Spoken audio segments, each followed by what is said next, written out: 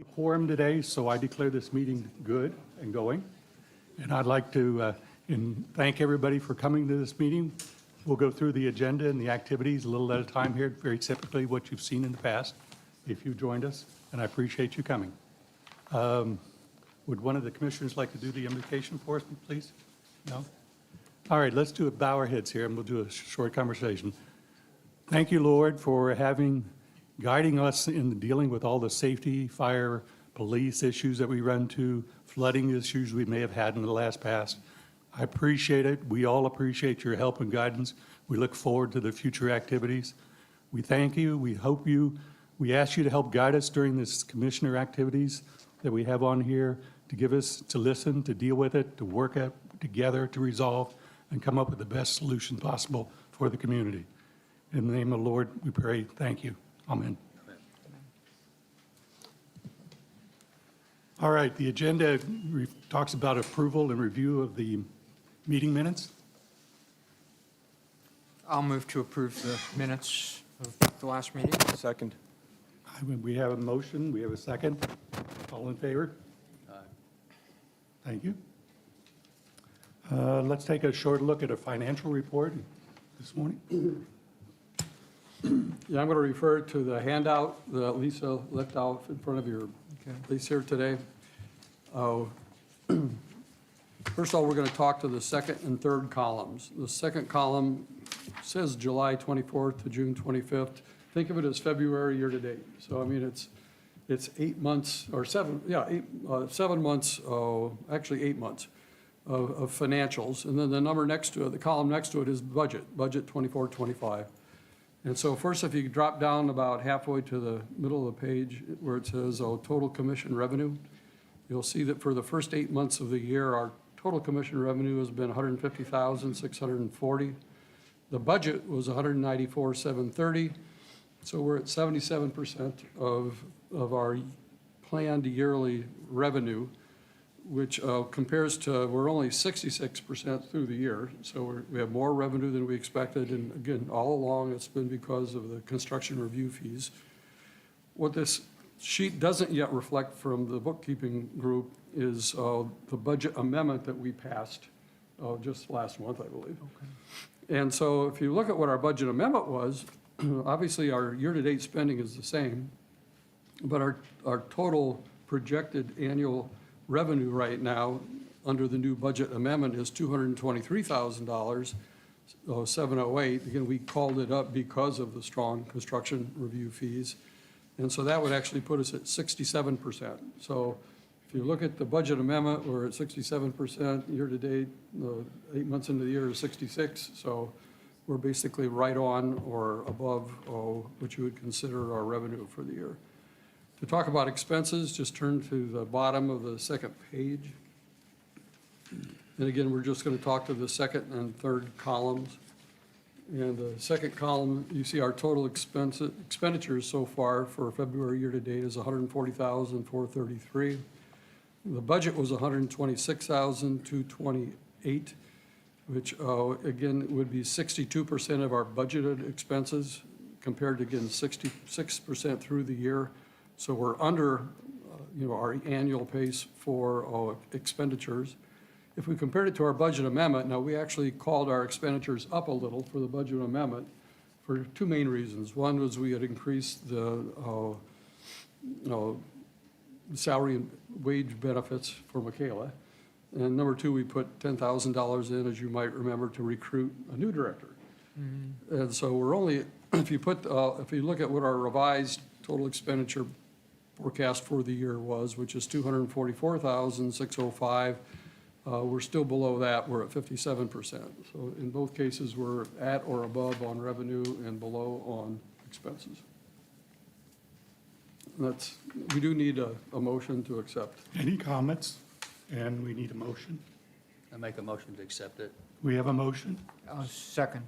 I have two motions. All in favor? Very good. Let's pause for a minute. Lyndon, let's introduce you because you're acting as our temporary director for a while we're looking for a new replacement. Get the button there. My name's Lyndon Smith. I work for the Bluegrass Area Development District, where I'm a land use planner, and I'll be the interim administrator while they look for a replacement for Michaela. So I'll just be a short timer here. A short timer with a lot of experience. Yeah, we and thank sure Lyndon appreciate for that. his stepping up to help us. Yeah, Thank you. it is wonderful. We're glad to work with you. Very good. Thank you. You want to take us and walk us through the construction sureties, or is there any activity? There hasn't been any activity in the past 3 weeks. Okay. Any comments that the rest of the commissioners? Okay. Then we'll move on to subdivision approvals. Lyndon or Lisa, you want to walk us through those? The first one that we're looking at is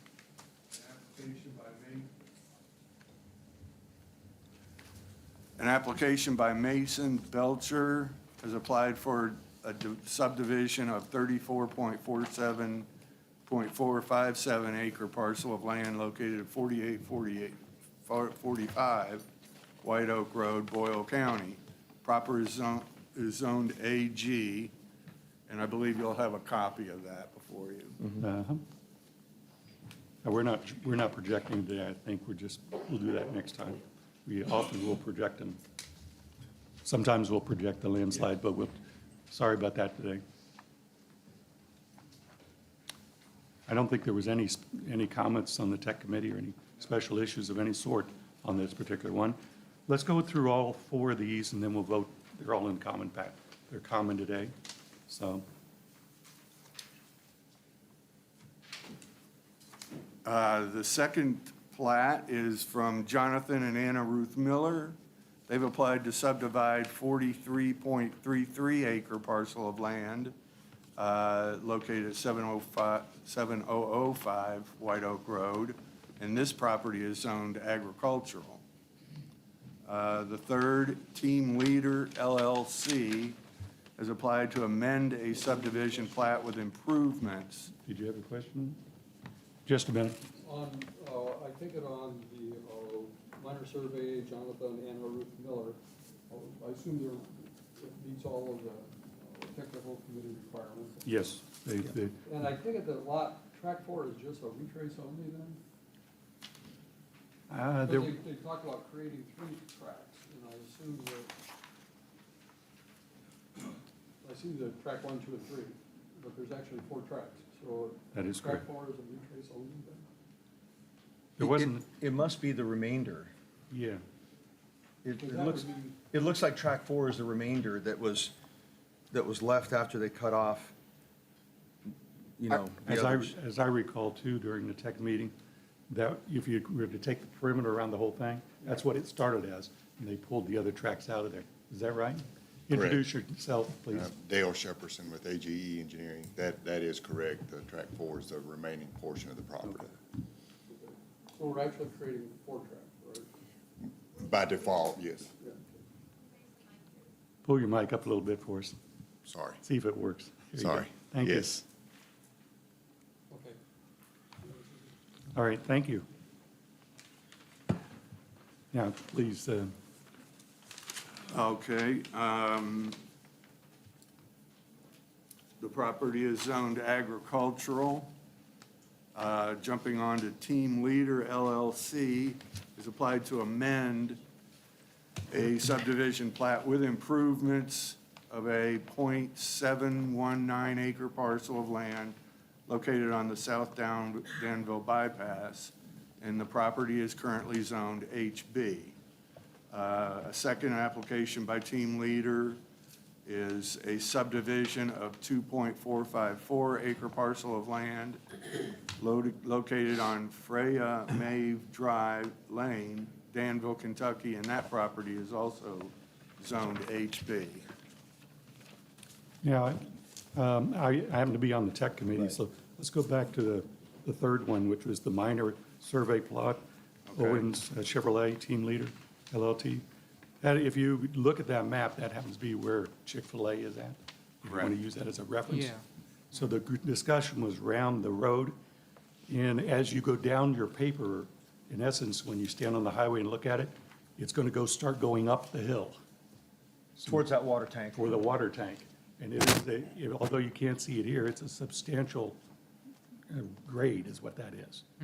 So a lot of our discussion was around a turnaround at that point, what it should be and what it should look like. Because the ordinance says that there has to be a turnaround, and so what we were trying to do is, there's not going to be building up at the top there, but the ordinance says that there has to be some kind of a turnaround. So the discussion was, what kind of turnaround is that going to be? And it was a very good, I found it to be a very good technical review discussion, and came to a, we all agreed that it came to a good conclusion. So the conclusion was, To allow that little T down there at the very bottom, you know, to be a hammerhead with just graded out, to be a turn. Nobody's actually going to ever use that. If you were to consider around just a circle, a cul-de-sac circle, it starts going up the hill, so you have vehicles turning while they're rotating, which is just ridiculous. And we can't ever envision anybody going past the entrance to the, you know, to the new plat and around that Chick-fil-A. Nobody's ever going to use that, the end of that street. So that actually is an exception to what our rules and regulations were talking about, is to use a hammerhead in that situation. But it makes logical sense. It's the only vehicle that you can make effectively for a, say, even a fire truck to turn around. If it would had to do a big U back in there. And the fire chief was part of that conversation with us. Absolutely, during the meeting, we had, that was part of it. They suggested and recommended that that would be an acceptable alternative. So we point out here, the rest of the road is where, as you've seen and you've thought about it, but it helps finish that Regents in preparation for the fourth plat that you had in here. Correct. To get it to lay out in a fashion that's effective. So, and the fourth plot that we're considering, this new tract, is the land just beyond Chick-fil-A? Just behind Chick-fil-A up the hill. That would be now available for whatever. yeah, for whatever, that's correct. That's how this Toward the lays water out. tank, is up the hill. Yes, Exactly. towards, between the water tank and Chick-fil-A. All right, okay. So the majority of that land is down on the lower flat level, not on the actual heavy slope. The other thing you might point out is if you think maybe this road would go, a road could be made to go up the hill, it's so steep that you will probably make a road, if you need to add a road in that area, around the hill. That's the only way to achieve it. So we had a, as you say. It was a very good discussion. Lengthy and- discussion. And the city engineer has future roads for, you know, potential thought through. It's very good. Okay. Is there access to the water tower currently from the backside or some other, how is the tower accessed? It doesn't get accessed very often, and you have to have the right Okay. vehicle. So yes, to answer your question. Yeah. And there is no other road that I'm aware of that comes in. It is up on the landing, the tower is. It could come from south of Lowe's, that area. Yeah. But there's no road, no formal No access road. road there, okay. So that's why that became kind of conversation is what's the right thing to do, Yeah. all right? So I appreciate your patience in listening to it. I think that, any other comments on the four plats?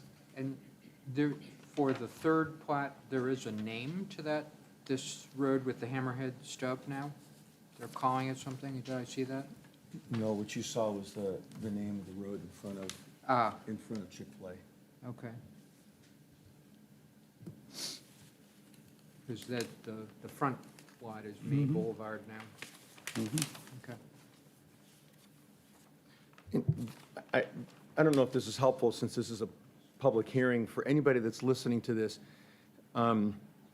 Subdivision approvals, I had to learn this the hard way.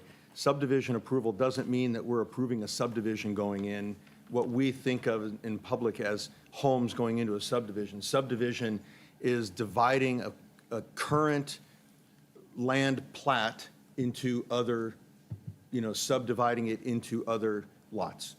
And so it doesn't mean that houses are necessarily going in.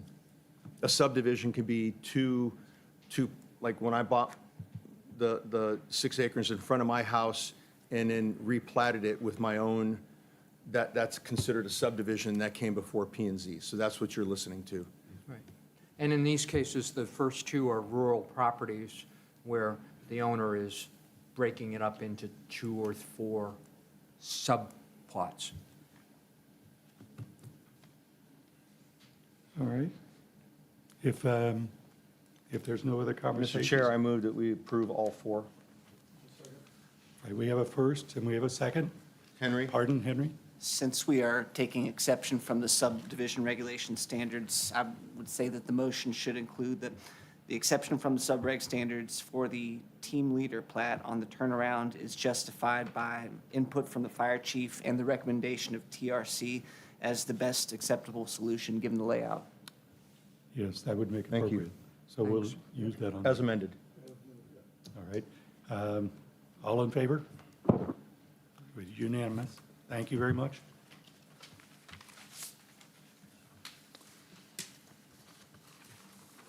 So the first public hearing, all the public hearings that we had on the list to do today were tabled from the previous meeting. So we'll have to have a motion to bring them back up on the table. We'll do them one at a time for the first one on here. And that's the JLS investments. I need a motion. So I'll move to reopen that public hearing. We have a first and a second, Steve. We have a second on here. So we've had an extensive conversation for those that were not here. We also had to delay the conclusion of these 2 items, which is where we have a conversation on here. For the commission members on here, there are many ways to address how we do this thing. Henry, the issues on hand here, I believe, allow us to do lots of ways of looking at this, including allowing for additional public conversations, isn't there? Right. Our discussion with the motion to postpone or table was that we would hear applicant response to some of the concerns that Yes. were raised. Because the meeting was curtailed for time reasons, commissioners having to leave, I think it would be appropriate to allow further additional comment as well from the public. Okay. Within reason, not rehashing the same issues. Yeah, and I think that's the case. This is not intended to re-conversation everything we have. We have some excellent minutes that we've gotten taken in our meeting reports that we had on here. And thank you, for Henry, for providing some other guidance documents and attachments based on the same conversations we have. But I agree that it is appropriate to allow for additional conversations. Does this commission want to limit the amount of time that we have for those conversations? 3 minutes, 5 minutes? I don't 1 know. minute? I'd first like to hear if the applicant has any response. Yeah, I think that's where we want to And start. then let's take it from there to see how many.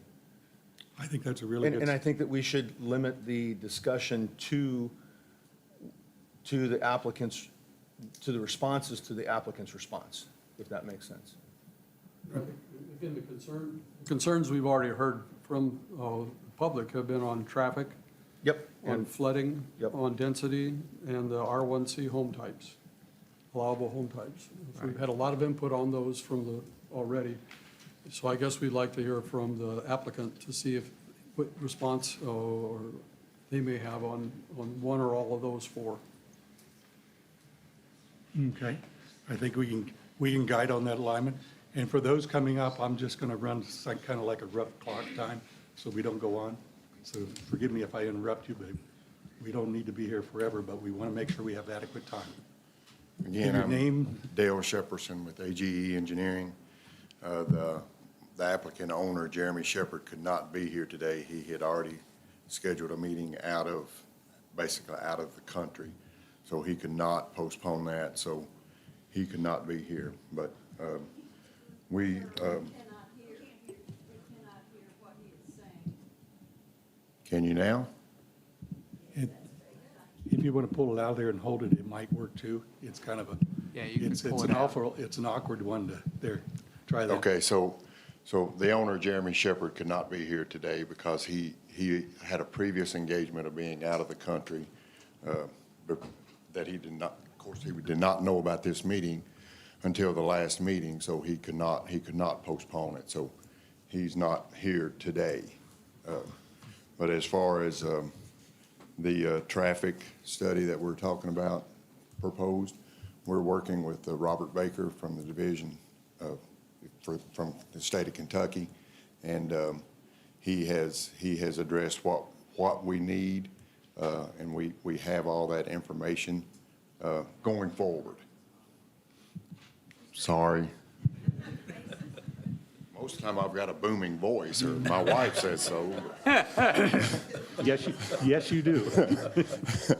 Go for it. Use your outside voice, Dale. There you go. So we have been working with Robert Baker from the state of Kentucky, as far as traffic studies, flows, all that kind of stuff. And he's given us the information that we need, that he needs from us.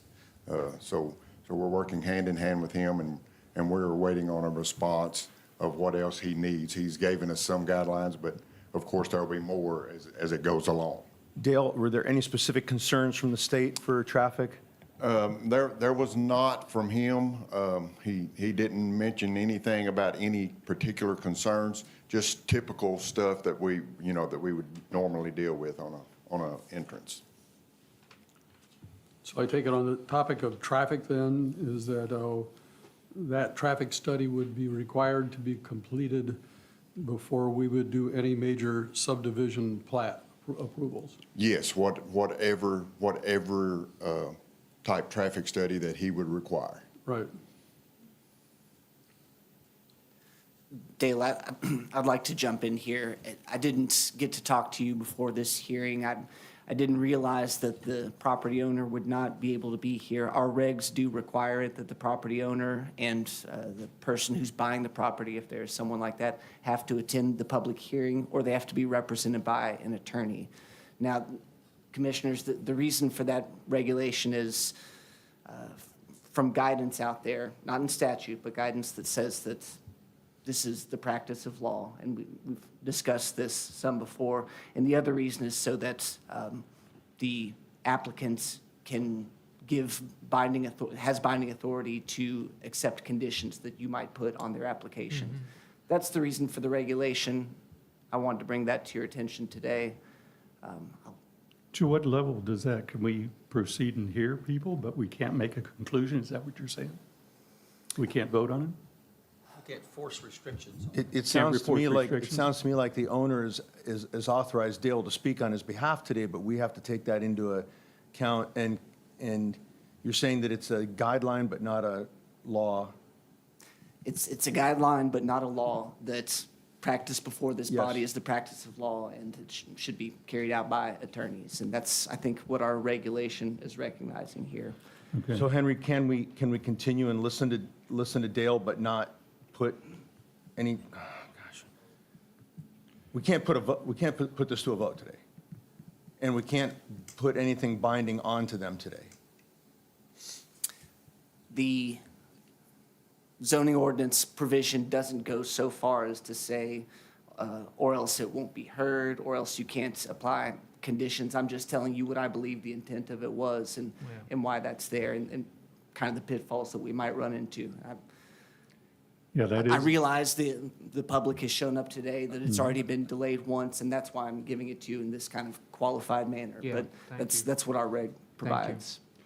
Dale, I mean, have you been authorized to accept any conditions, any and all conditions, or that depends on the conditions, I assume? Well, that would definitely depend on the conditions, but yes, Jeremy, I mean, you're taking my word for it because I don't have anything in writing, but he has told me that, anything in reason that yes, that we could do that.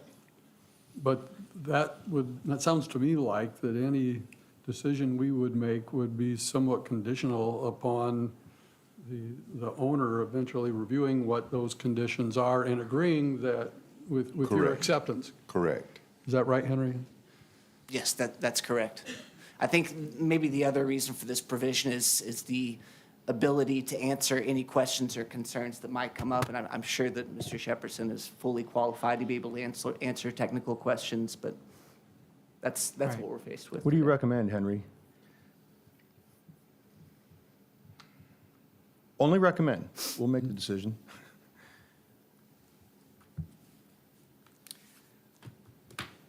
The requirement in here does not appear to me to be like a jurisdictional requirement that mandates that the hearing not proceed.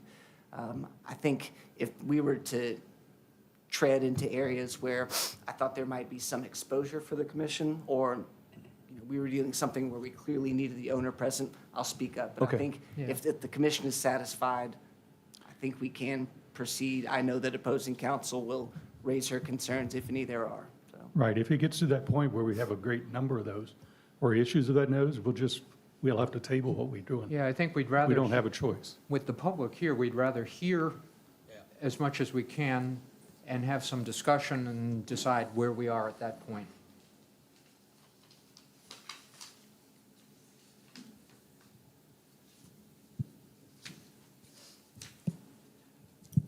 My name is Douglas Gooch. I'm with AGE Engineering also, and will be the engineer of record on this project if and when it gets started. The Department of Transportation, for us to be able to get an encroachment permit to improve the entrance and reconstruct the bridge into the property, will likely require a traffic study. We typically use Diane Zimmerman.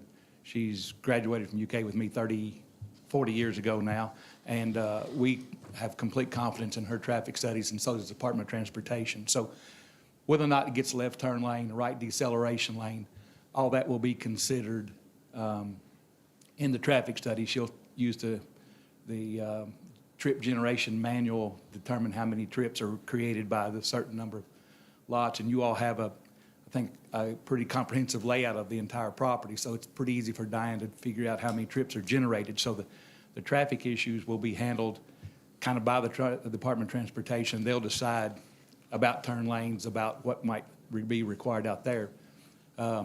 There's a section of property that's farmland, agricultural, beyond this property, that we were going to put an access through this property too. Do you have traffic and numbers considering that area added to this entrance?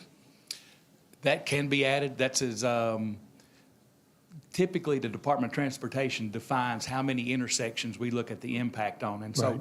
so not only are we looking at the impact of our entrance, but they also have to consider so many intersections past, north So, and yeah, south yes, of the so property. It's part of the analysis. Yes, Thank you. yes. And That's what I if wanna make there sure. is, obvious connection into the next property, then they can put some kind of density proposal to that. So it's there. The transportation cabinet unfortunately doesn't react to anything until it starts to happen. Right, that's the difficulty here, is because there's nothing on a piece of paper of what's happening there, except with a thought that we have a growth potential. And that's one of the reasons that Dale went ahead and we've platted, our conceptual plan is basically a preliminary plat for the entire development, not just the phase we hope to construct. All right, pull your mic up a little higher there. Sorry. Addressing stormwater, of course, there is part of this property in the floodplain. No construction can occur in the floodplain. We don't propose any in the floodplain. We will have to bring the final designs in front of Josh Morgan, and we have to demonstrate that we're detaining our stormwater so that the net effect of, we're going to change this land from 33% runoff in a severe storm to probably 58 to 65% runoff. If it were a Walmart, 95% runoff. But we're probably going to create 58 to 60% runoff based on rooftops and paved areas. And so we have to demonstrate to Josh Morgan that we are detaining our stormwater for hours until the storm passes. And then these basins, these stormwater detention basins, will dewater over a period of 6 to 10 hours so that what was a 100-year storm previously still looks like a 100-year storm. The storm will last longer. I mean, the water will discharge for 6 or 8 or 10 hours instead of 3 hours after that cloud burst. But that's the goal of the thing, is to prevent erosion, prevent any increase in water depth downstream, and also prevent the increase in velocity of water downstream. So that's why we delay it on our property until the storm has subsided and then continues to dewater over a period of time. The thing you have to also consider is to get it dewatered in time for the next storm, so your basins aren't completely full before the next storm hits. So you can't just hold it forever, but you've got to get rid of it in a timely manner to prepare for the next storm. So That all comes with the engineering. Obviously, the conceptual plan proves that we're staying out of the floodplain. We're not doing any construction in the floodplain that might change the characteristics of that, but the actual calculations of that will have to be made, and the detention basin size, and all that's got to come in front of Josh Morgan, Right. When- along with the quality of the roads and the collection of the stormwater in the roads and stuff. Can So we all that ask- will be handled additionally. Can we ask when would that happen? In terms of when does that study and when does the presentation to Josh happen in Okay, the so, whole process? What typically happens, we get the zone change. You all have a conceptual plan of what we want to do. So we'll come back with a preliminary plat for some phase, or maybe all of it. We'll come back and get a preliminary plat approved. And basically, that just says, here's the layout, here's where we want to build the streets, here's the entrances. So you all give us approval for the preliminary plat. That just says if we continue to go that direction, you're going to be happy with that. So once we know that you're happy with that, then we start the design phase for street profiles, stormwater management, sanitary sewer, water mains. All that stuff has to be constructed, has to be designed and constructed before we come back with a final plat. So we're going to create construction documents, the design of the stormwater, design of sanitary sewer, design of water. That all comes back to the city. Marshall Carrier handles the utilities, Josh Morgan handles the stormwater. We bring that back to the city. We get approvals on that, and then the stormwater is approved by you all directly as a city. The sanitary sewer and the water, after approval here, goes to Frankfurt for the Division of Water to review and approve. Once we have that back and we have approval of the streets, then we can start construction. Once construction is in and at some level of construction gets completed, then we can come back and actually ask for a final plat approval, which nothing can be sold or transferred until a final plat is approved and recorded. So that happens when we have some level of construction completed, you all approve the final plat, and then whatever level of construction is not completed, the applicant has to put up a bond so that if something happened, the economy went crazy, whatever, you all would cash that bond and finish out the work so that land buyers did not get caught without utilities, So that's kind of the process. Thank you. That helps, particularly for the public here. Yes.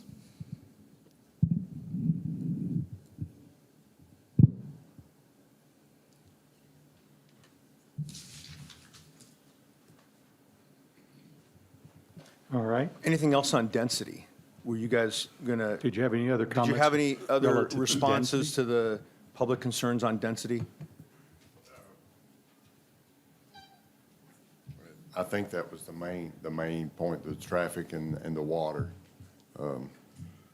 We'll address anything any questions that they have or try to today. What was the density compared to Streamland? The density here is like 2.6. If this preliminary plat is the go-to, which, it basically is the plat that we would be using. It's 2.6 of Streamland? 2.2, Streamland is a little bit more dense than what this is. I'm not 100% sure. Streamland's like 2.4, do you know?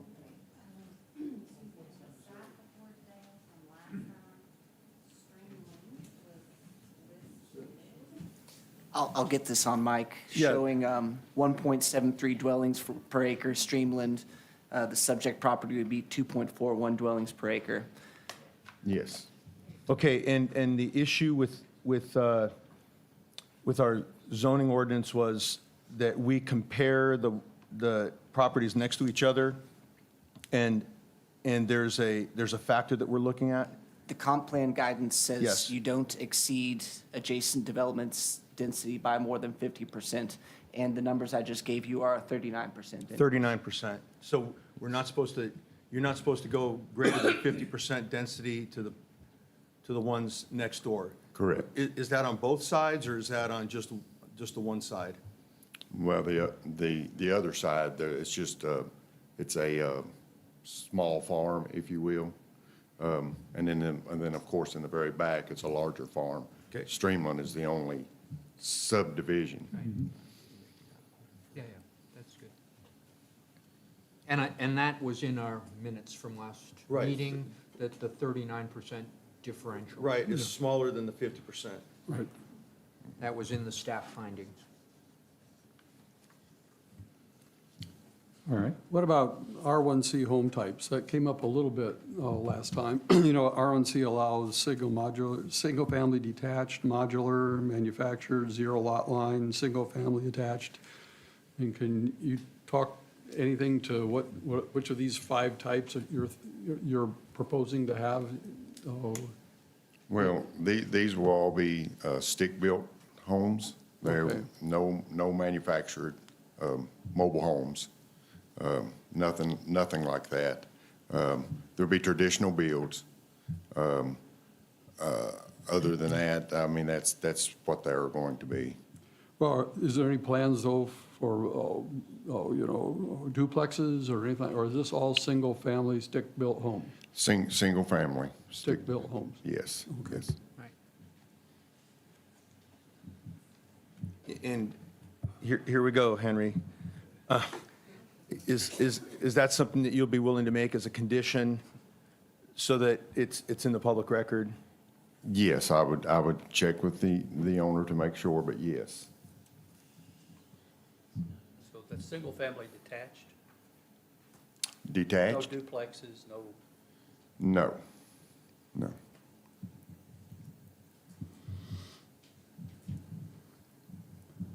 Any other comments? Thank you. Thank you. Opposing counsel. Yes, I was going to suggest that one. The opposing counsel, would you like to make a comment, follow-up? Yes, sir. I know you're over there, I just can't see you. Hiding I'm down. not as tall as Dale, so I disappear more easily. Do you, we've heard a lot of details, so please. Yes. The highlights, please, or especially the new topic, if there is any. Grab the microphone out of there, you probably, Or just pull it the down. podium's an odd shape, so folks. One size fits all, and it doesn't fit all. She's used to court. She knows how to do that. Yes, and I often have to move the microphone down in a courtroom. Melanie Thornberry, I'm here on behalf of Sarah and John Kuchenbard, Sarah Hamlin, as well as some others of their neighbors, all of whom live in this area. And you can take the lawyer out of the courtroom, but you can't take the courtroom out of the lawyer, I suppose. I want to give to each of you, because this does go to the density point that I want to specifically address, the current future land use map from your commission that shows this area. So Henry, I'm going to enter this as an exhibit. I did not trust my tech capabilities to be able to pull it up. And Paul, this is the 2017 FLIM. Yeah. Which is the one in So effect not today. that, what we're referring to, the density you're Current, talking yeah, about? gotcha. 2017? Yes. Yes. Okay.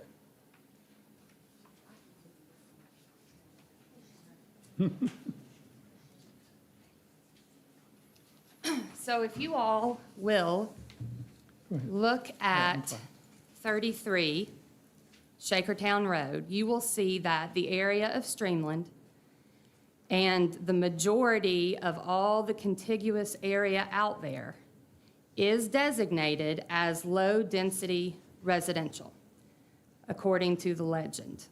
Our comp plan adopted this. The flume is part of the comp plan. It is to serve as a guide. It is not a black and white, check the box purpose. It is a guide for this commission to then use its discretion in the decision that it makes. So, once I had the time to leave last hearing and do some math, which is not my strong suit, I ran the numbers on this proposed development based upon the subdivision plat that was presented by the applicant. The proposed development contains 29.9 acres. 1 acre is 43,560 square feet. The minimum lot size in the proposed zone of R1C is 5,000 square feet. Mathematically, the gross density population for this proposed development could have on 1 acre 8.712 dwelling units.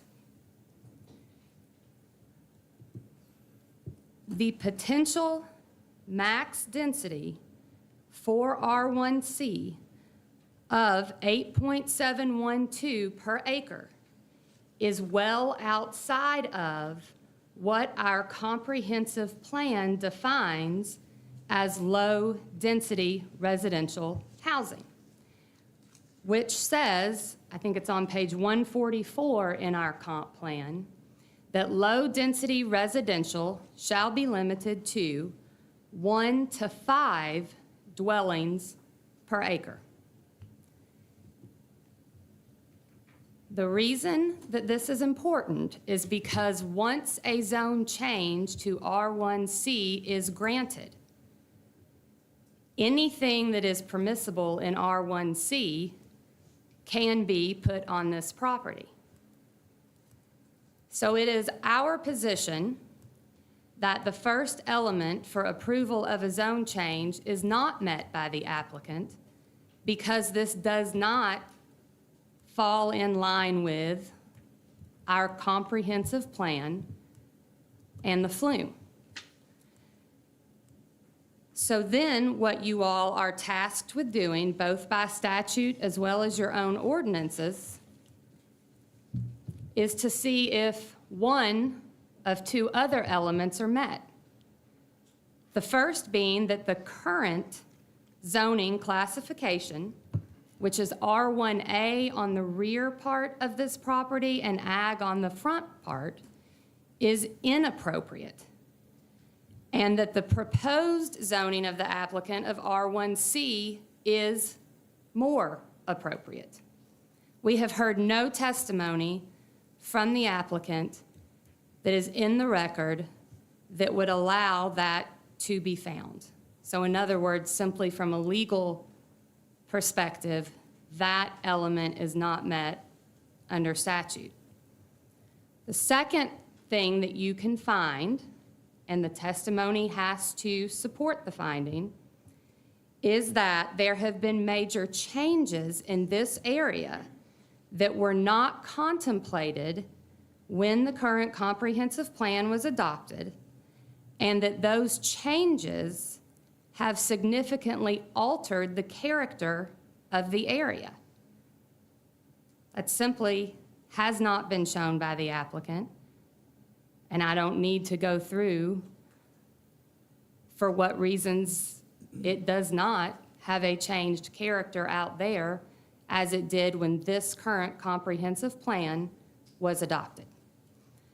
So it is our position that this application should be denied because it does not comply with the comprehensive plan, and neither of the other two alternatives can be found. All of that to say that the commission is correct that it can place guidelines, requirements on this property to protect it during its development and to keep it in line with what the character of this area is.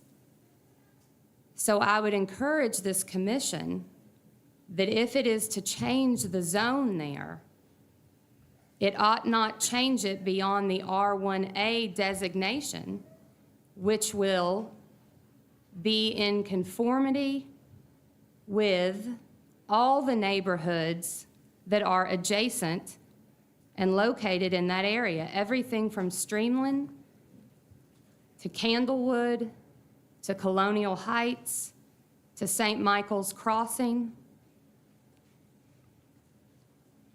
And it's acceptable to change it to R1A rather than R1C.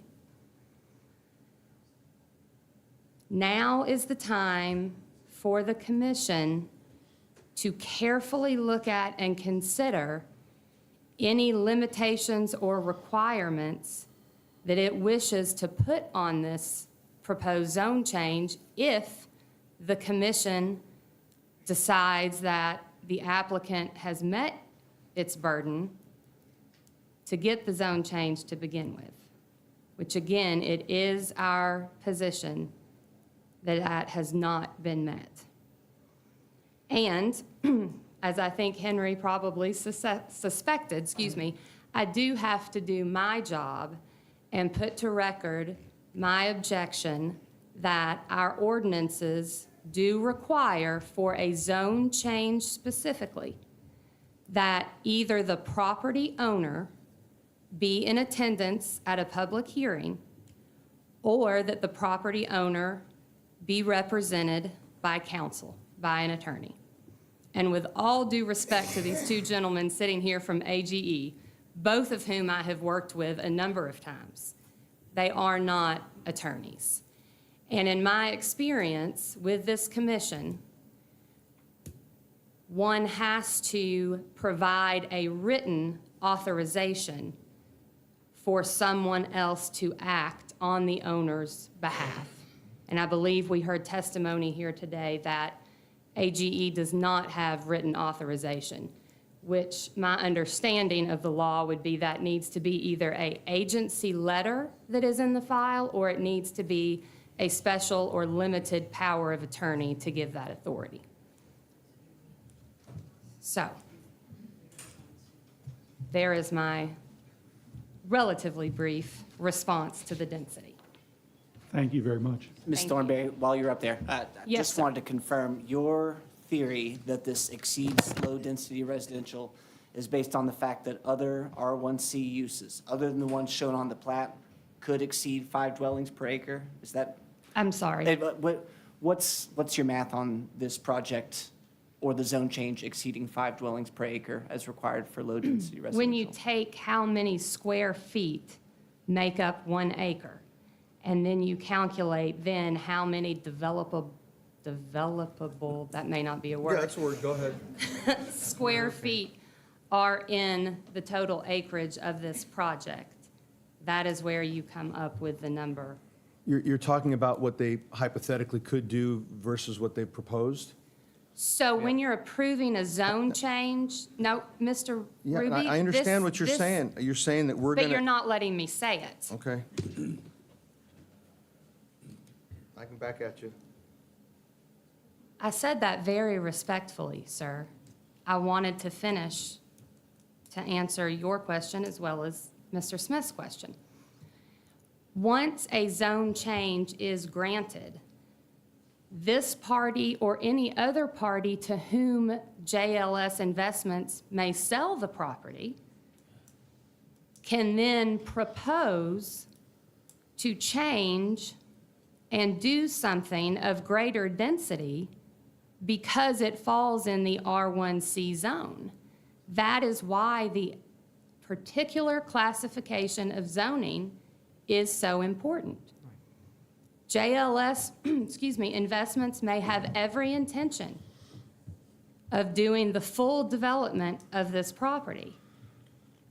But we don't know that that will happen, and we can't require that that happen because something could happen to the owners of JLS. They may sell the land, they may put in a few houses, and then sell others to be built upon by other persons who will look at what is allowed in the R1C zone. We understand that, Paul, but at the same time, they will come back to us again with a preliminary plat and then with a final plat approval. If we were to approve this based on what we're seeing here, it's very different than the number you just gave us in terms of developable, at that word, Yes. I love that word. what could be done on the property. What has been presented does not show any buildings or the locations of buildings. when one files a zone change, they can either file the general development plan or they can file a more specific site plan.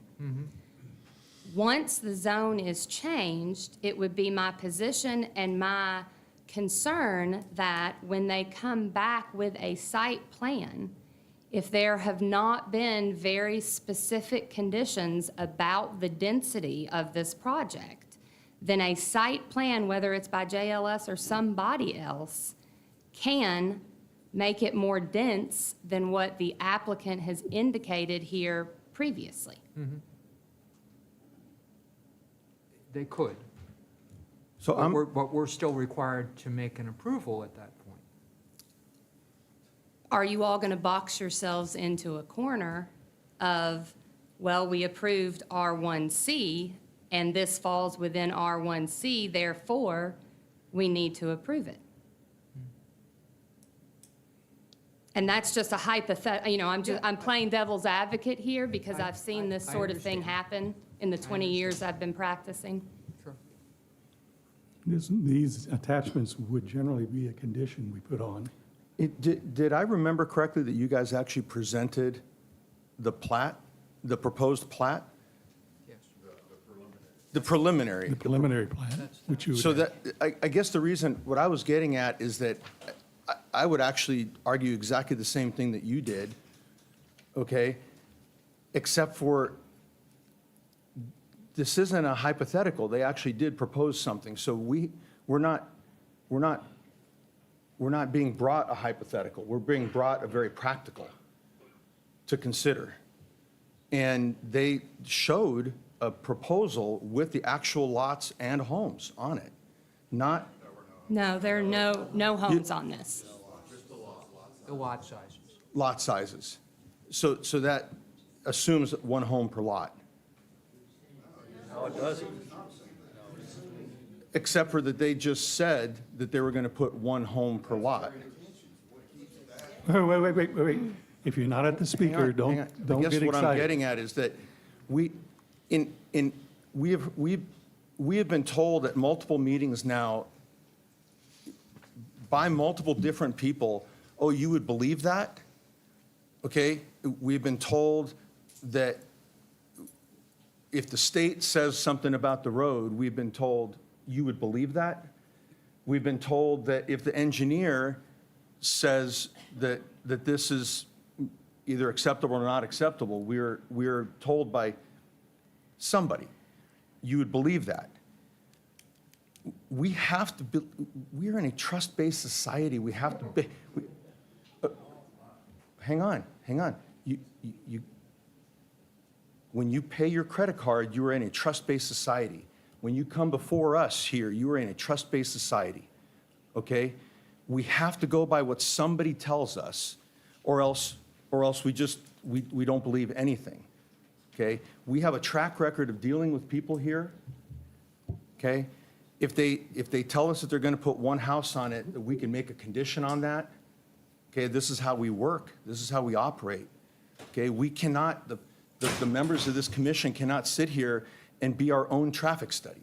The members of this commission cannot sit here and be our own sanitary and sewer, study. So if they tell us that it's going to be this, I totally agree. If you took this R1C out all the way, it could be this density. That's not what they're proposing. That's all I'm saying is that if we're going to say they could do this, then we can't, who are we going to ever trust? Mr. Ruby, I can understand what you are saying fully. What I would offer to that, and it's not intended to be adversarial at all, but it is that 20 years of practicing law, almost 20, has taught me to be less trusting than I once was. And I have learned that the only thing that I as a citizen, I as an attorney, you all as citizens, what we can trust is what either the statutory law is or what our adopted ordinances say. And that is why I reference them to the extent that I do. I am in no way taking away from JLS and what their intention is. My job is to bring attention to the fact that we've got to think in the big picture and think about what could go wrong if this is proposed, and take steps now to combat that. And the way to do that is to ensure that our ordinances are complied with and that our current comprehensive plan is complied with. That is why I presented the numbers as I did, because that potential, while it may be only a potential, is there. Just as the potential of what you see on the proposed plat is just a potential. R1A zone would accomplish allowing residential development of this tract of land to be single-family detached homes, which will mirror and be in conformity with the character of all the other homes and neighborhoods out that way. And that is what our comprehensive plan has said this entire large swath of area should be. And that is why I gave you all the copy of the map I did, because I'm a very visual person, and that really struck me when I was looking at it. We want to close this particular topic, allow other people to talk.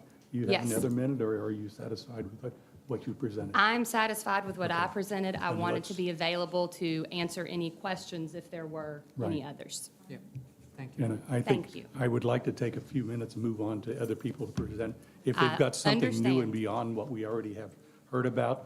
We've heard a lot of discussion this morning, and many of you folks were here before. We have extensive notes, every one of the commissioners do, about both of those topics.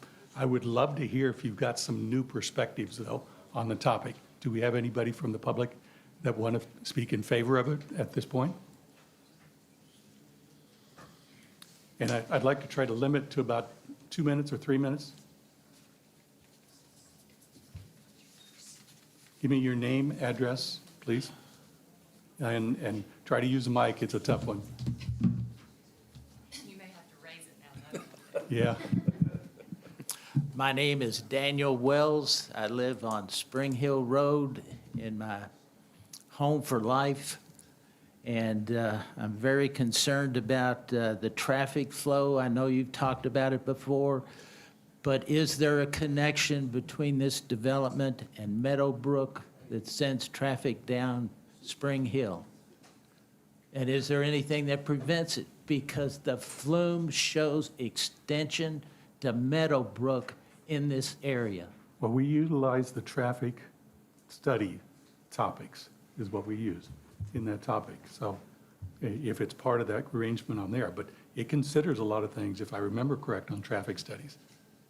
So you don't know that it diverts traffic down Meadowbrook and down Spring Hill? Middlebrook? Middlebrook, isn't there only one entrance to the main road from this? from this Yes. new plot? Stubb Street there. Right, The only entrance on the plat is on 33. right. But the flume shows extension to Middlebrook into this area where the development is. Flume is a concept of what we thought it would be at that point in time, and that's part of what this commission does, is address it. This is the now, is what we're doing. So Okay. the conversations here is about this property and its impact. So no, this property is not doing anything for or against it. It's not involved in it. The other thing is the flooding. I know you've talked about it before. We have a 100-year flood every 10 to 15 years. It closes off, completely blocks Spring Hill Road. And the stormwater plan or the study for the drain water is the way to handle that. And the Which is- third thing is the JLS Investments was formed the 1st of January this year. So you are depending on a company that's been in business for 3 months. Thank you very much. Do we have any other comments that somebody would like to share? I'm making this comment. Name, address, please. John Kuchenbrode, 1075 Shakertown Road. I just want to make a statement based on Mr. Ruby's comment about a trust-based society. I've known Jeremy for many years, went to school with him, graduated high school with him. Shortly after learning he had bought the property, I ran into Jeremy and had a discussion with him about what his intentions were. His intentions, from what he spoke to me at that point in time, within a month after buying the property, was, we're not going to develop it. My son's going to live in the main house, and we might build a house somewhere on the back property somewhere. So there's your trust. And again, I address the issue of you have to look at what the potential is. JLS is going to develop this into several plots, and it is highly unlikely that he's going to build every home in this place. He's going to sell lots to pay for the development. It's going to be very expensive to put in the streets, the sidewalks, the water, the sewer. He's going to have to sell pieces of property to other people to pay for that. And at R1C, anybody else who buys one of those lots can come in and put in a quadruplex, a 0 lot line. There's nothing in the zoning that prevents them from doing that. Now, I understand you can apply restrictions to it, and that's all I'm asking. But my bigger question is, if the intent is to do only separate single-family homes, why are we filing for R1C? Just file for R1A and be done with it. That's what R1A allows. Thank you. Do you guys have a response to that? Do you have a response to that? Yeah, I have a kind of response to all of them, I guess. I know that we may have to, very well may have to table this till Jeremy gets back, but the intent, and in Jeremy's mind, the intent was to lock in single-family, small lots. This property has quite a bit of area that's undevelopable. So, you know, it's basically going to be green space forever. R1A would not allow us to take advantage of the green space as basically green space and still have a relatively dense, I say relatively dense, much less than 5. But the R1A would not allow us to do that because we don't get to take advantage of the green space, floodplains, and detention basins that won't be built on. We would basically lose that effect. With the R1C, we keep our density lower, 2 point something, because we can do smaller homes and get dense areas, but the overall effect is much like the R1A. We just have that number of homes. So Jeremy's intent was to put the conditions on, and I'm not sure that that's something you guys can do bindingly. I certainly understand the concerns of you create this zone and then it changes hands and they're going to come back and try to do something different. If you all can safely, bindingly commit to those land use restrictions, and that's one of the reasons we created the plat for the whole development, to define exactly what we're going to do, exactly where the homes are going to be. There's only one structure per unit, per lot, and we're willing to commit to single family, and you'll have to wait till the next meeting to get that in writing, but Jeremy is willing to commit to single family lots in that particular layout. Now, I don't know if you can make that binding enough to make everybody comfortable, but that was our intent, for you to be able to do that. The R1C, we picked because of all the loss of area because of floodplain, which becomes basically green space, never developed, no homes on it. It's kind of a park along the road, so, you know, the R1C gives us the ability to have a moderate density on a lot, on land that we can't use all the property to develop, basically. Thank you. Any other comments? And try to limit, just like we're doing, for a couple minutes. There's 3 of you asking. You guys can pick it out. Give me your name, your address, please. I have movies to show too, videos. Well, we don't have time for movies today, so. Oh, okay. My name is Amy Jorns, and I live at 400 Twinbrook Drive. okay, in that development. If you look at their land plat here of their lots, I'm at the very top. And I heard discussion earlier that JLS is going to consider things like floodplains and the such. That whole area, and the video shows it, of all the water that pours into my yard. I'm the one dumping ground, my yard for this stuff. There is a culvert about halfway up from Twin Brook Drive, but it's not completed all the way to where the source of the water is coming from, okay? There's a video there. That doesn't, yeah, you can show that one while I'm talking. That shows it going into my Yeah, yard speak into the and mic so beyond. we can Oh, capture it, I'm please. sorry, yeah. I'm looking at the goals and objectives also, that I think is dated Those are- 2024, Those are the ones for the next comprehensive plan? okay? And specifically, though, I want to They have been point, approved, but they're not.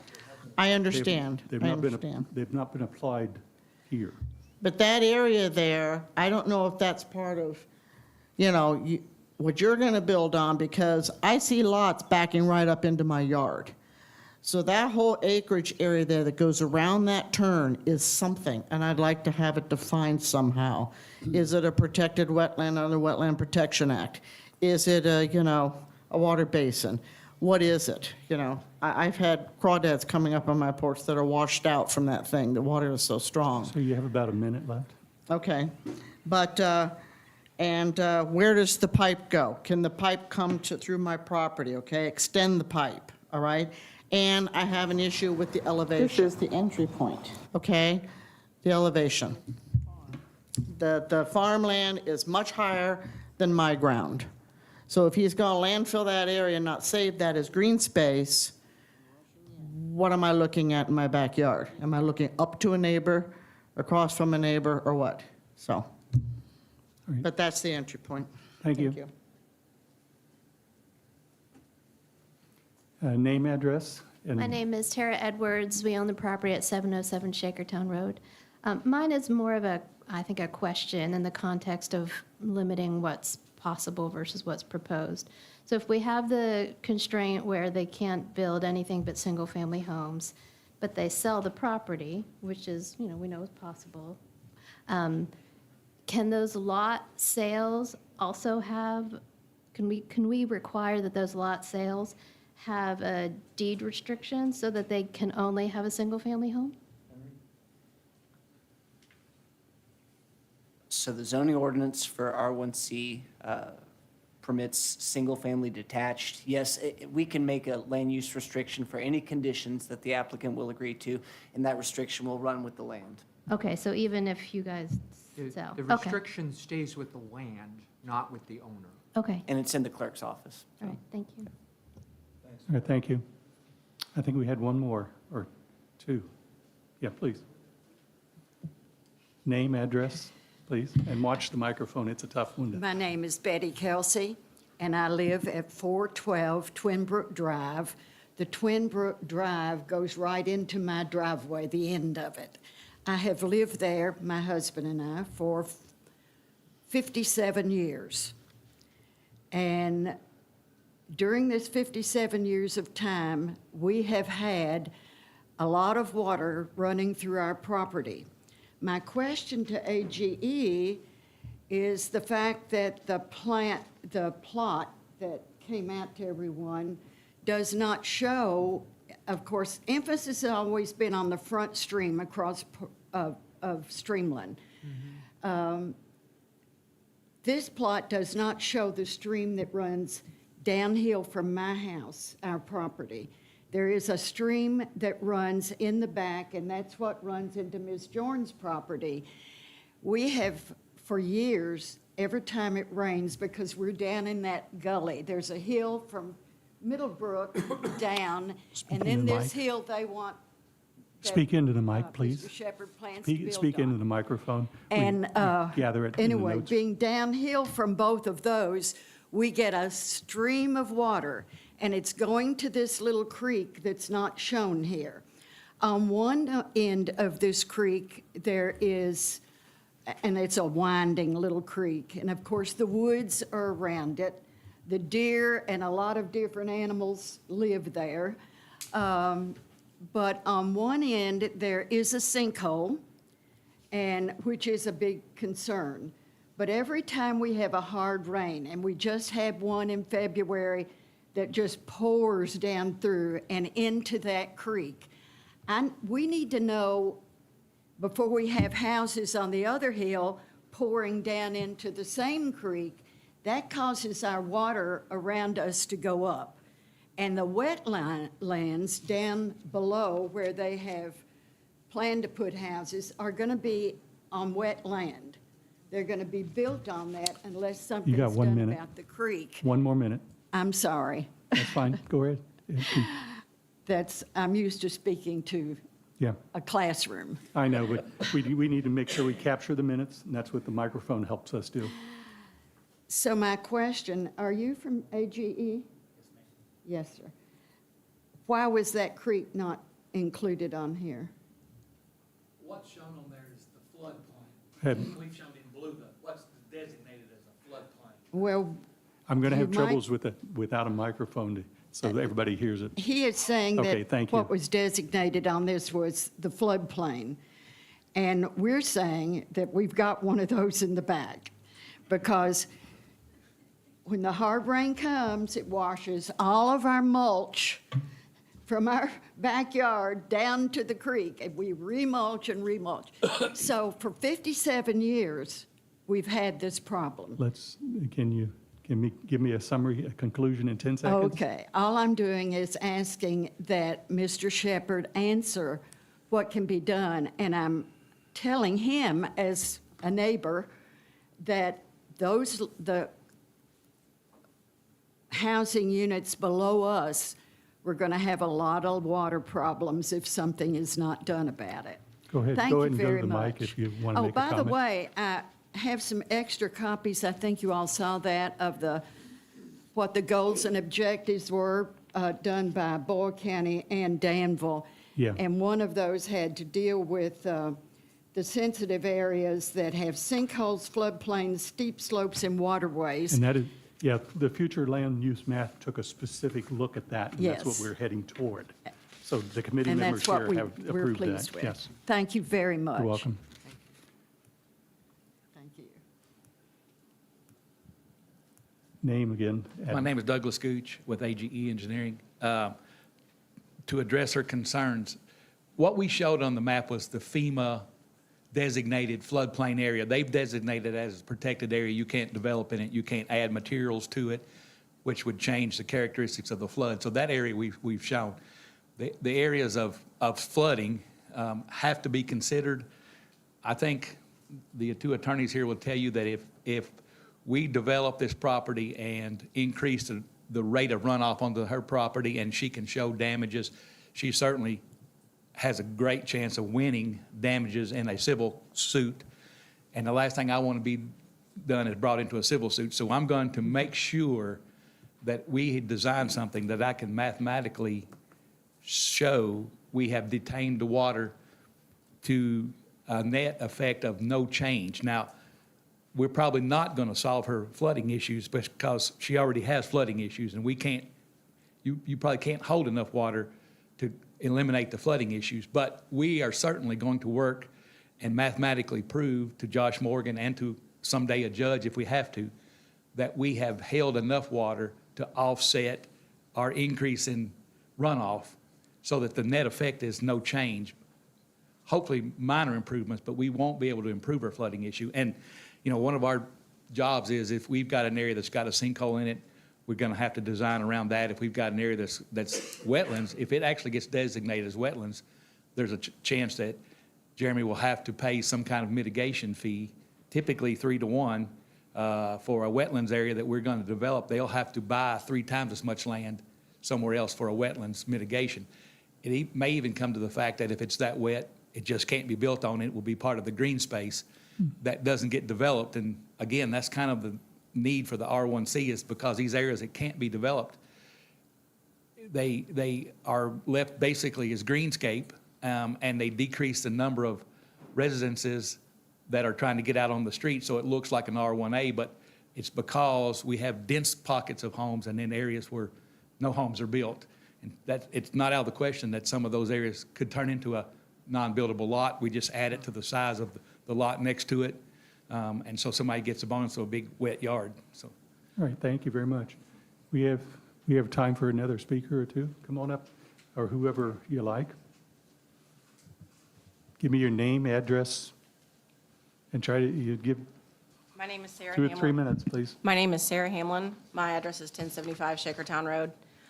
What I wanted to touch on is what you all spoke about, the R1C, why you need the higher density, and that you're going to have specific green spaces on the plat, the potential plat, which is, or the provided plat, which is not the potential of what the density could be. There's no green spaces designated. They're all tracks. So. They're not buildable. Well, but the limit of the study only goes to part of one of those tracks. So what is going to stop them from changing that in the future to develop it? Because I'm sorry, ask your question again? I don't understand, this tract that you show that is not developable, the limit of the study, of the FEMA study, only goes through part of it. So what's to stop you from dividing that tract and then consequently developing it? So. If they were to divide the tract, they come back to planning and zoning, of course. Well, that's the thing, is the Part. potential, again, the potential of the density is far greater than should be allowable there. And I just don't see why you need to have the R1C when it should be the R1A. Because you haven't notated any green space besides, everything is listed as a tract. So if you sell it as a tract at some point, it could be changed. That's all I have to say. Thank you. I think we'll finally get back there. Sorry, come on up. Name, please, address, and comment. My name is Lisa White. I live at 309 Spring Hill Road. I am the very first house on Spring Hill off Shakertown on the right. I think everybody here is concerned, and we all understand, the concern for the density and the implications of that for the development and for the adjoining areas.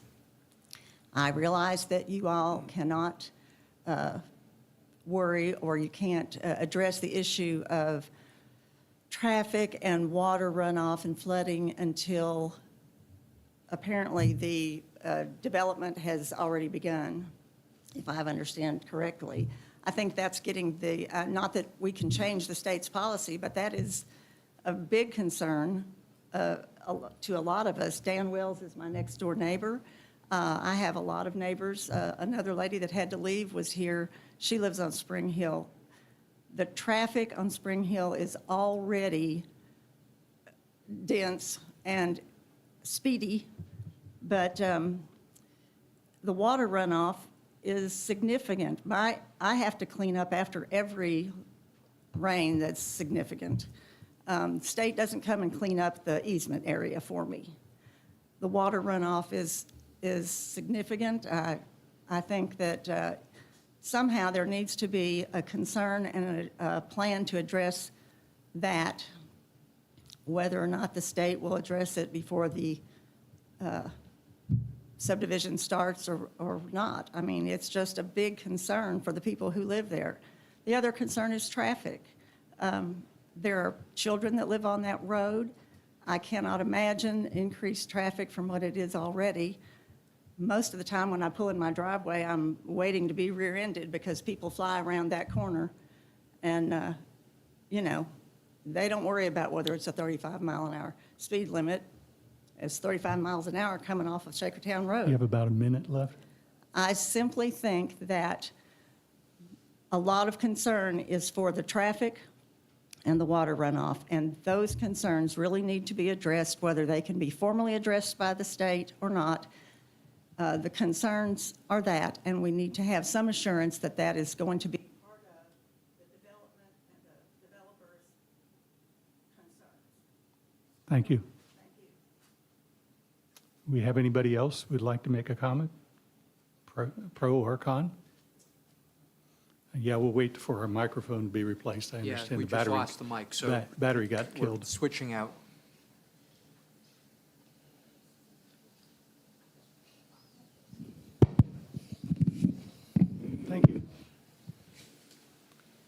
Anybody else? Oh, you're going to want to come back? 5 seconds. 5 Tag seconds. along to what she just said. Amy Joins at 400 Twin Brook. I just want to let the commission understand that in our neighborhood and stuff, it's not only backyards and things, my front yard too, there are no storm drains in that neighborhood. So I recommend the city, the state, county, somebody maybe do an assessment or study in that neighborhood and check the water flow. Because it deals with an infrastructure down below that's going to be probably pretty expensive. So, thank you. Amy. Okay. I don't hear anybody else asking to take a conversation on here.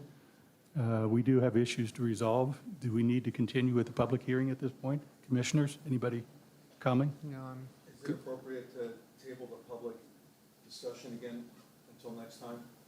Well, go ahead, Henry. well, My question would be, to what end, what further information are we awaiting? We can't vote on anything. Right. Will we open it back up for public hearing, or are we just awaiting the sign No, off I on think- potential conditions? so my opinion would be, we'd be waiting to have the applicant represented, either in person or by counsel, in order to make some restrictions along with any approval to the application. And the impression I got is if he comes in and makes a statement, that's a public statement. That's correct. I just didn't know if it was the commission's pleasure to hear more statements or not, and if I it is, think, then. I guess what I'm thinking is what you sort of said, except for the owner and any topics that we asked for related to that. This is where the problem comes in. Is it only the owner? Or are we going to identify the people that we have?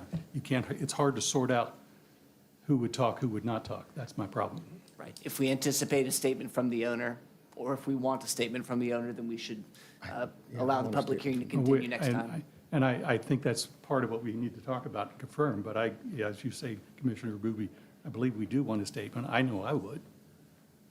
That's Steve? not, Yeah, I don't think we need more public comment. No, I don't think we need more public comment. In an ideal world, I'd love for the owner and Ms. Thornberry to get together. And no, I'm really serious, because it doesn't seem like there's that big a difference. It honestly seems to me that what you brought up today, listen, I would have argued exactly the same thing. I really would have. Okay? They're proposing something, not something else that's not being proposed, right? And despite what could be, and there's been all kinds of statements made about what we can impose upon them, upon the land, not upon the owners, right? And I really think that the daylight is not as big as some might think here. Am I being naive?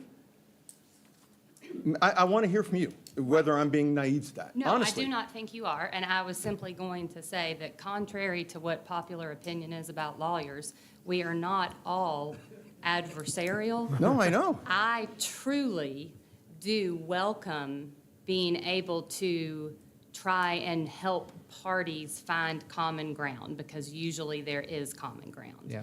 And I do have extensive experience working with both Doug and Dale. And so if the folks that I represent would like for me to discuss this and see if there are proposed restrictions, guidelines, limitations that would be appeasing on both sides, I certainly welcome that. Now, I will also. They could say no. They can say no, and Yeah. the folks You I could say no. represent can say no. I will, though, just transparency, if JLS is represented by an attorney going forward, I cannot communicate directly with JLS, just under the ethical rules that govern my profession. So I'd be happy to talk with an attorney if he ends up Understood. with an attorney. Understood. Yeah, I just Thank you. wanted you all to. I just think that what we're trying to get to here as commissioners is to show what the actual daylight is versus, potential daylight. And it seems to me that that We're close. that we're close. Yeah. See, I'm going to disagree. I don't think we're close at all. Okay, that's I great. really don't. It's, I mean, I don't know why, I mean, I know why. I mean, we had the same issue when we talked about Colonial Heights. They didn't want to make it smaller lots. And we wanted to keep the integrity of Colonial Heights with their lot size and their home size. And the same thing I think the people of Streamland want is that they're building similar homes to what's there. Because I know it's happened before, years ago, when they developed Brook Cove. Right. They promised that they would have similar lots and similar homes, and you see what they built. They did not do it. And so I'm really concerned. That's one concern. The other concern is the water runoff. I don't care what you do with retention basins. It's a mess out there today. And adding more. Right. And I agree with you, Steve. I 100%. Let these folks talk. I 100% agree with you. What you just said, my hope is to push the proposer to I don't think address. he'll go to R1A. To address that. I don't think they will. I don't think he can make any money if he goes to R1A. But that's my hope is to, But is if to there get was them a to re- talk about it, Yeah. to see if they can address exactly what Yeah, I you're agree. saying. That's I fine. agree with everything you said about the water. Yeah. I agree with. We are missing that person's directive. No, I understand. And we are missing I'm just that. saying. 100% Mr. Ribby agree. just said we were close, and I don't think Yep. we're close at all. Okay. And I think I understand that, but what we're proposing is that at this point, we would have to table the discussion and come back again because the owner is not here and not represented, in case we want to make restrictions. And- So. And in part of the- this conversation is, if you are tabling it, at what point in this sequence are we at? Are we Right. starting back over again? Or we just need to make sure Well, we I- establish from this point? I think Henry's comment is that We- if we open it for comments from the owner or the proposer, then we are going to have to open it to the public in general. That's correct. And that's okay. I think Commissioner Ruby's suggestion is, in the interim, have some discussion. This was never, to take and try to resolve this all here Yes. Right, is right. not the intention of this group. Right. They have to have that working act. It's pointed out in our conversations, there are concerns to work out. The Right. group needs to work it out and bring it back to us But- with the acceptable resolution. But- At least that's what they believe. But my comment back for Steve is more, I think, if the owner were to come back and accept single-family detached houses, which is, I think, the issue relative to Brook Cove, relative to some of the other things that we might worry about. I think it's more than that. But you're Well, right. We need but to I think discuss it. that discussion is where I think maybe some of the concerns and complaints would figure in. We can't deal with traffic. And, there is a process, as we talked about, for the state to deal with traffic. There's a process to go through. There's the same thing with the process for stormwater, and we've outlined what has to happen and how far we have to get in terms of details of the plan before you can work out the calculations that have to be done to figure out what the effect is. There's stages, right? And we get our shot at it several more times through those stages. Yeah, I'm very concerned about the stormwater. I know you are. And water's very important to me as a landowner. In 12 years, I've taken dry creeks to year-round running creeks because water's important to me, okay? For real.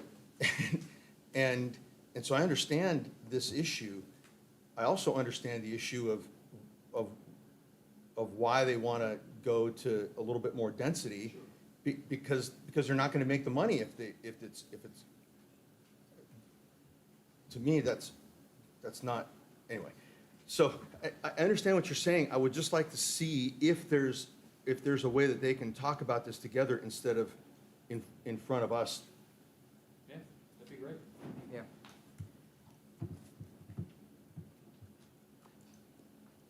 I move that we Okay. table the discussion. Let's close the public hearing at this point. Would you like to say one more 2 or 3 minutes, please. Name, address? Andrea Messplay, 417 Brookhaven. I don't know if any of you all, I know Mr. Griffin understands Streamland. If you don't, you need to take a drive. All Do the, Streamland. I have So- more than 25 years in the area. I'm very familiar with your situation. Great. The number one thing, if Mr. Shepherd is allowed to come back and address the commission, is it not by law or by some type of statute that the public gets to come back and respond to him? I'm looking to the two attorneys in the room. We've already said that. Okay, Yes, so that will we've be already said allowed to that. happen? So- Okay. It is my understanding, and I do not live in an area in that neighborhood, you said you know the neighborhood, that is having water issue. But it is my understanding from some of the residents that their insurance, their homeowner's insurance is not covering floods. So I implore the committee to remember that, okay? And also, my other concern is, Mr. Ruby said, oh, that would be great for Mr. Shepherd or whomever to meet with Ms. Thornberry. She doesn't represent me.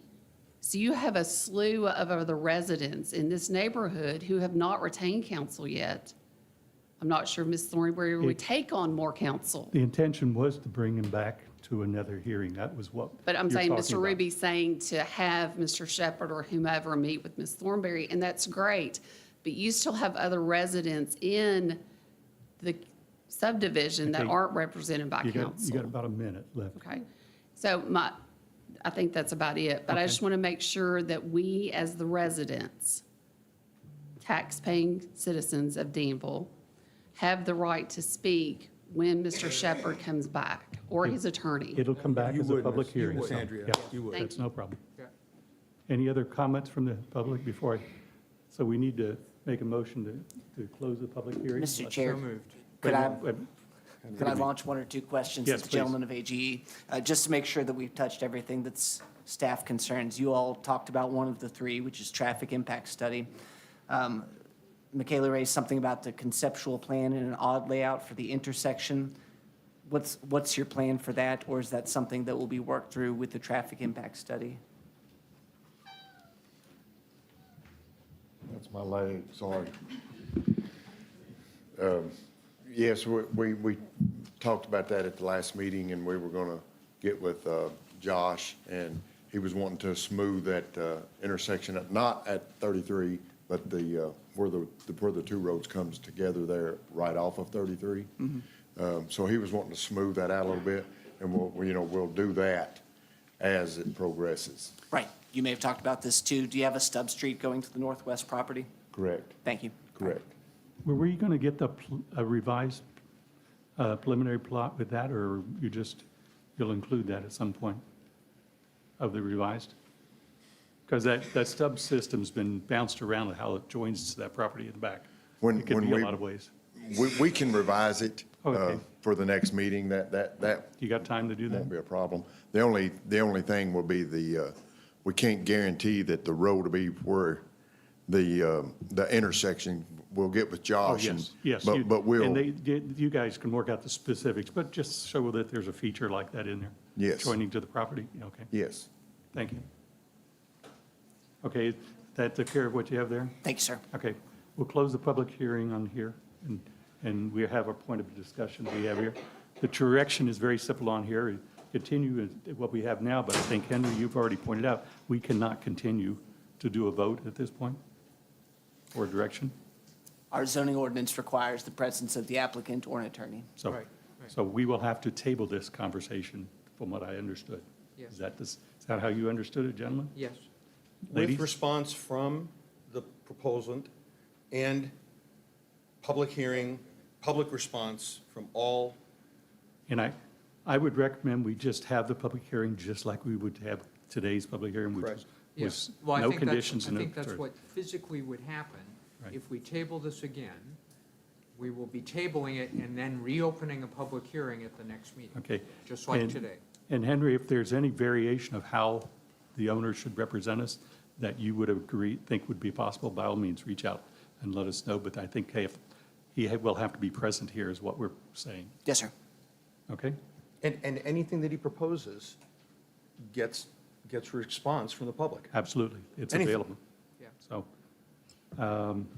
then I will need a motion to do that on this topic. I move to table. And, vote, please. See, vote of hands. Yeah. Okay. We've tabled this topic. Thank you, folks on here. We do have other topics on the agenda, but if you want to stick around and listen to it, you're welcome to. Probably not as lively as this one is. Yeah. And please take discussion outside, if you would. 'Cause Yeah, we do have move on other that. business to conduct.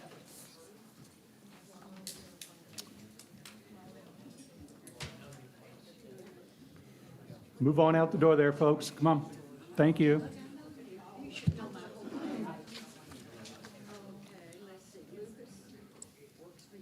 So we have a second item that we tabled from the committee activities from last time associated with the application to amend the regulations relating to the minor subflats, Article 2.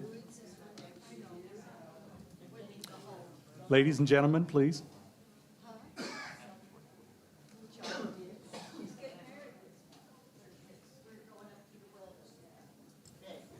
Please take it outside. Please take it outside.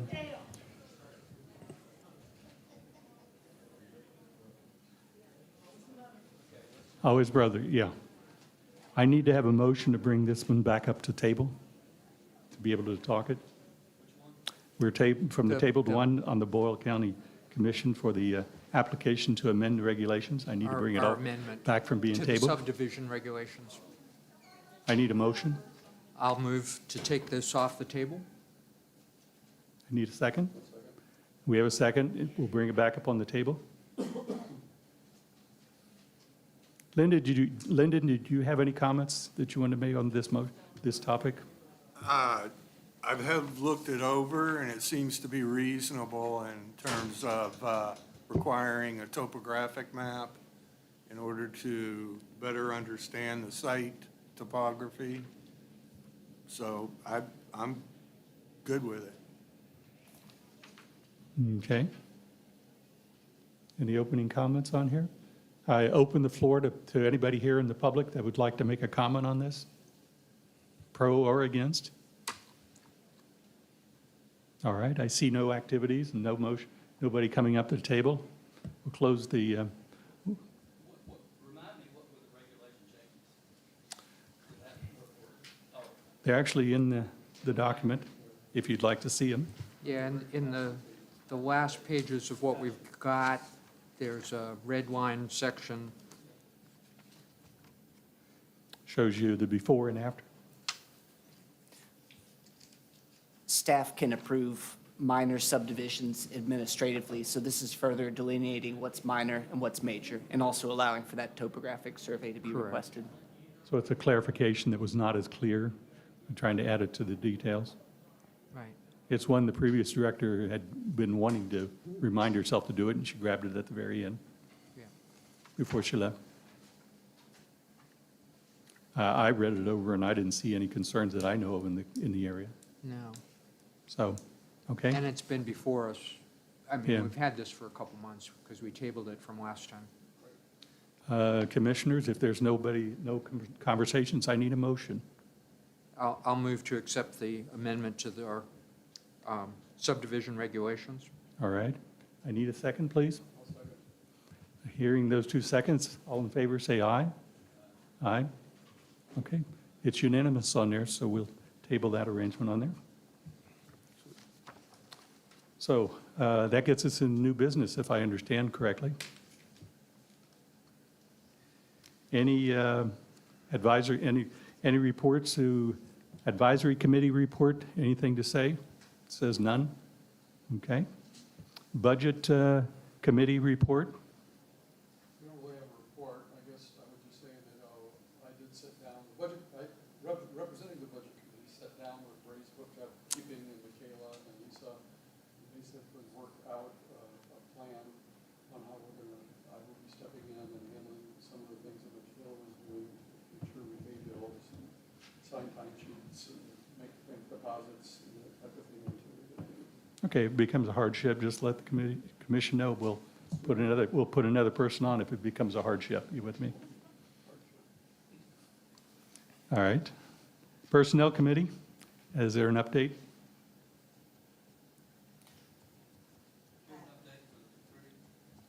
About Well, the I'm not on the Personnel Committee, but I am on the Recruitment Committee. recruitment committee, first one?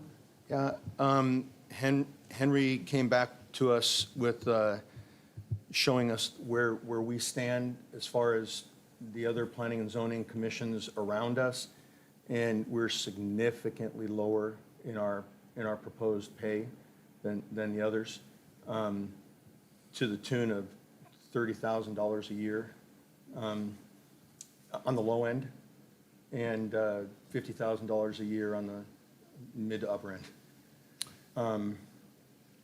Now, we can accept that and say, we're just not going to try to compete with them. Well- But that's something that we could say, or we could ask for more. Now, if we ask for more and bring it up to what the others are making around us, well, then that takes us into a position in which our planning director is making as much as, let's say, the city manager and the county administrator. And that's a difficult position to put them in. Right. That is a difficult position to put them in. Now, something that we could consider, not in the immediate term, but in the medium term, would be to conceptually ask the city and the county if they are okay to look at going in together with some of the other communities around us, let's say Harrodsburg, let's say Mercer County and Garrett County, and have a regional planning, a director here that handles multiple with a larger staff in which all of them contribute to the pay. That's a very interesting idea that was, They do that now somewhere. Did someone else do that in multiple counties now? no, I mean, we It makes talked about that sense. actually a couple of years ago, Yeah. but one of our younger public officials brought that, to us to say, hey, could we consider this? So we have a senior planner and maybe a junior planner and a staff. I think that's a really interesting, idea.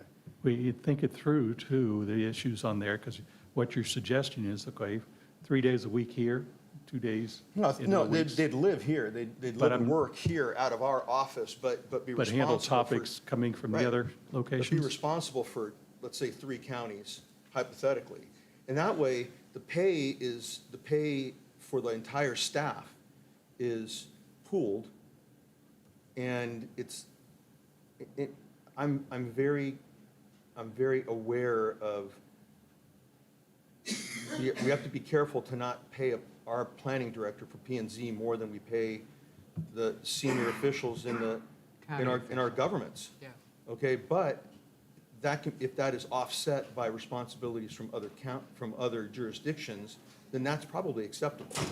Becomes less of a concern? Yeah. But the first things first is we got to find somebody. Well, yeah, I think we just need some more information. I can't say we did, but try to contact a couple people in other counties and see.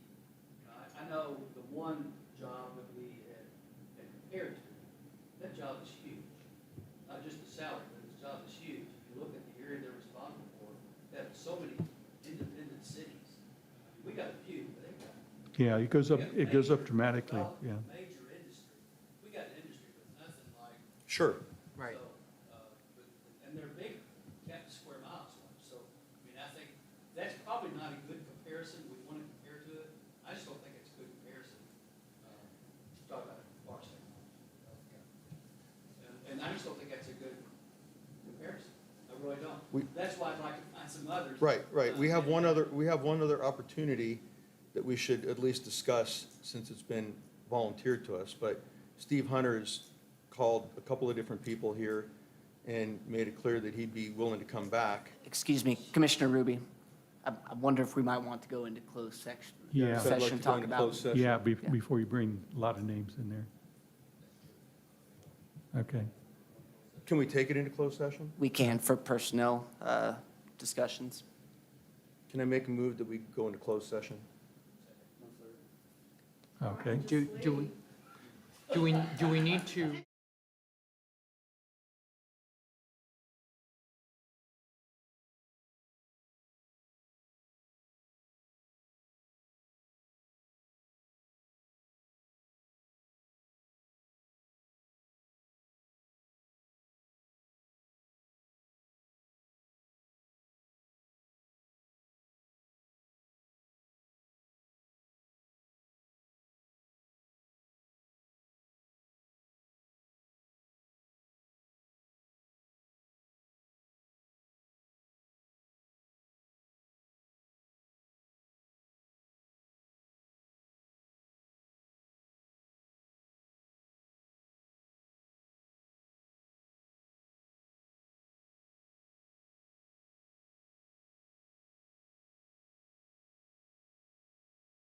Various topics around, Lisa. It might be easier.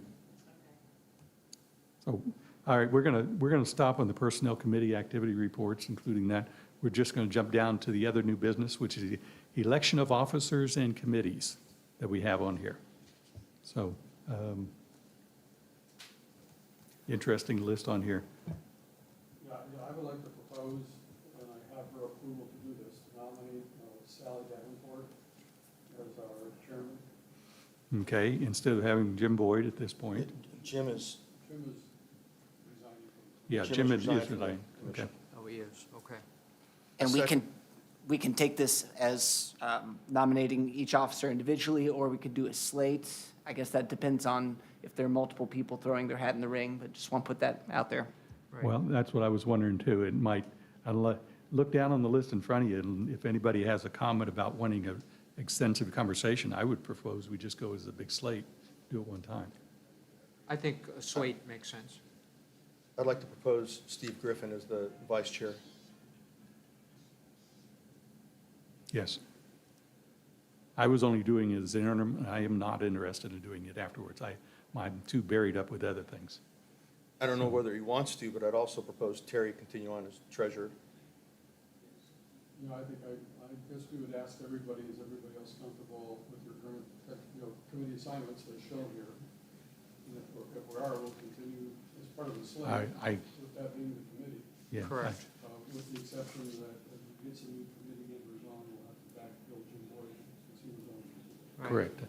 I think that would be case Well, or Jim, so I'm looking at the advisory committee.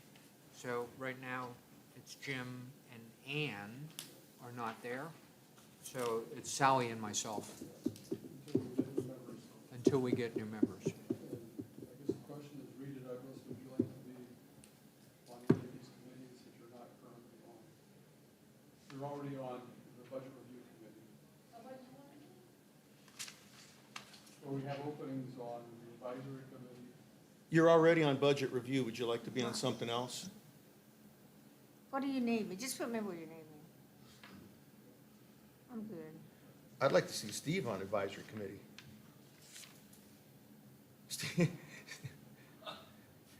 Steve's telling me to. he's laughing at me. I'm sorry. Okay. But I agree, the new people bring it in. And I think, Excuse me, what does a beautification committee do? What do you do? Meet ahead of time to try to look at any proposals that might come before us and give comment or input before the meeting. So, well, it's partly, making sure everything's written clearly for the rest of everybody else and, bringing that. So you don't landscape the city stuff? I was wondering. Yeah. I've never seen a beautification committee meeting. Okay. I'm sorry. I don't want Yeah. And it's not my place to request one. to know. Okay. all right. Sounds like the list. Name only. So if there's nothing, any comments then, except for the nominating of Sally, of course, that the slate looks good.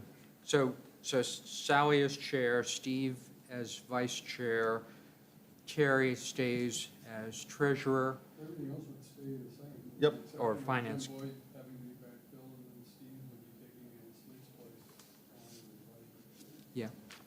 Yep, Okay? Then I need a motion to accept that slate defined that way. I need a second. We have a motion and we have a second. All in favor? All right. With the election of officers, and they'll take these effective next interval. Very good. Thank you. Thank you, Steve. Now we do need to go to closed meeting. Thank you, folks, for attending. I have a question, Sam. What is it that, all right, you came in late, I know. What is it you'd like to do? If I would be permitted to address the commission, On what topic, please? this is on a building permit that was issued in Junction City about a mobile home. It's not on the agenda. It is not on the agenda. It needs to be on agenda and publicly announced that it's going to be on agenda, or we cannot take it.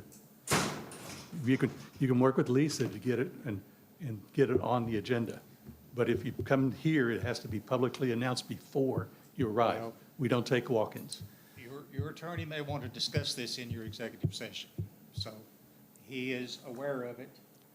I am, and it's the subject, as I understand, of an appeal to the Board of Adjustments. So I think I would probably advise them not to discuss it at this time.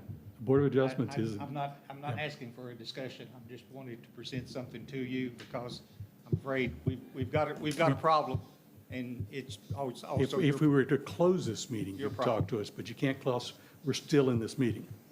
This is still our original planning and zoning meeting for this period, and we did not announce you as being, or that topic being presented, so I don't want to get in trouble. But, That's Yeah. not a problem. That's why I okay, was asking. all right, thank you.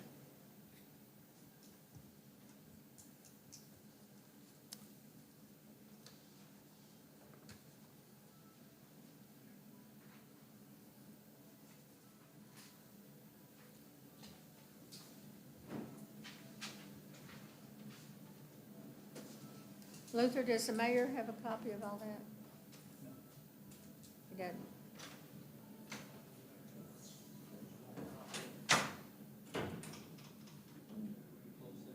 Mr. Chair, I Yeah, move that's that what we, we'd like to do, and that's for waiting for our gentleman to leave. Thank you. As soon as he gets done, we need to go. Yeah, if you can, and we'll be done in a few minutes. You can wait outside, and then you can carry on a conversation after we close the meeting. Yes, sir. Okay, thank you. We'd like to go in closed session. I'd like to have a motion to that, please. I move that we go to closed session. And we have a.